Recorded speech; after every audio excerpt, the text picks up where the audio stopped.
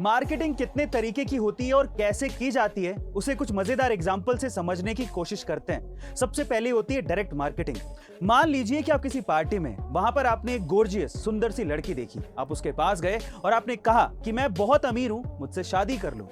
इसे कहते हैं डायरेक्ट मार्केटिंग, जिसमें आप अपने प्रोडक्ट के बारे में कस्टमर को खुद ही बता रहे होते हो। दूसरी होती है एडवर्टीजमेंट।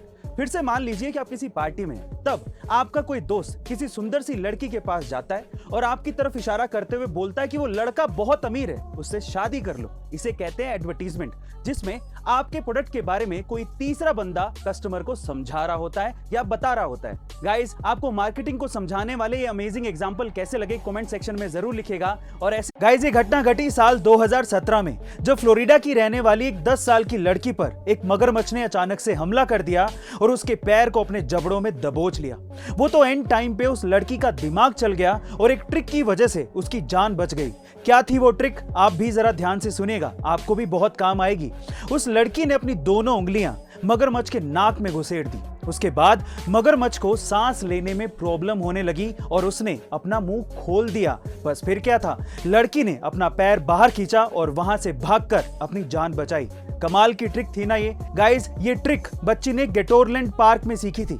आपको ये ट्रिक जान के कैसा लगा कमेंट सेक्शन में जरूर लिखिएगा। और गाइस, आप अपनी गाड़ी में पेट्रोल या डीजल कब भरवाते हैं? अगर आप अपनी गाड़ी में पेट्रोल या डीजल दोपहर में भरवा रहे हैं तो आपको पैसों का नुकसान हो रहा है। कैसे, चलिए जानते हैं। देखिए, गर्मियों के दिनों में जैसे जैसे दिन चढ़ने लगता है वैसे वैसे टेम्परेचर बढ़ने लगता है, जिसकी वजह से फ्यूल एक्सपेंड होने लगता है और उसकी डेंसिटी घटने लगती है, जिसकी वजह से वॉल्यूम बढ़ने लगता है। इसका मतलब सीधा सीधा ये है कि आप जितने पैसे पे कर रहे हो उससे कम ही फ्यूल आपको मिल रहा है। पर इसमें पेट्रोल पंप के मालिक की कोई गलती नहीं है। ले दे के बात सिर्फ इतनी है कि अगर आपको पेट्रोल या डीजल भरवाना है तो आपको सुबह सुबह जल्दी या फिर देर रात को भरवाना चाहिए, आपको पूरा फ्यूल मिलेगा। गाइस, ये जानकारी आपको कैसी लगी कमेंट सेक्शन में जरूर लिखिएगा। और ऐसे अमेजिंग वीडियोस के लिए शेयर सब्सक्राइब। एक बार एक क्लास के टीचर ने अपने सारे बच्चों को गुब्बारे देते हुए कहा कि तुम इसे फुलाकर अपना नाम लिखो और उसे फ्लोर पे छोड़ दो। सारे बच्चों ने ऐसा ही किया। फिर उसके बाद टीचर ने सारे गुब्बारों को मिक्स किया और बच्चों से कहा कि मैं तुम्हें 1 मिनट का समय देता हूं,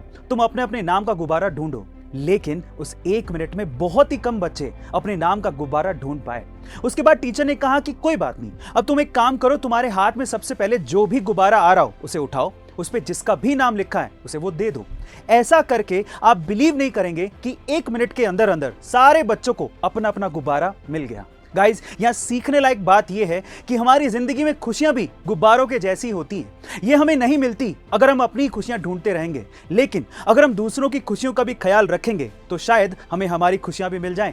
गाइस, आपको ये कहानी कैसी लगी कमेंट सेक्शन में जरूर लिख। गाइस, अगर आपको भी मेरी तरह कार्स में बहुत ज्यादा इंटरेस्ट है तो आज इस वीडियो में मैं आपको दुनिया की सबसे लंबी कार के बारे में बताने भी वाला हूं और आपको दिखाने भी वाला हूं, जिसे देखने के बाद आप लोग भी दंग रह जाएंगे।